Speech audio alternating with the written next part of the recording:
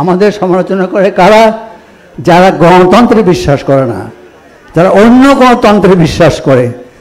স্বৈরতন্ত্র বলে একদিকে, তাদের কথাবার্তা কার্যকলাপ সব স্বৈরতন্ত্রে ভরা।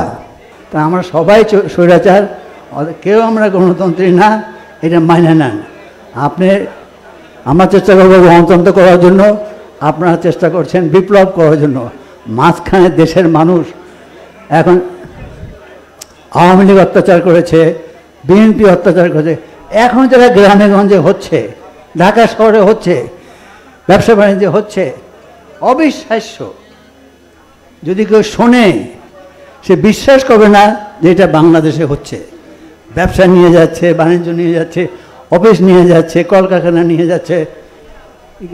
কি একটা দেশ। যাই হোক, হতাশ হওয়ার কিছু নেই। অবশ্যই তুমি জয় হবে যদি তুমি কি হও, মুমিন হও।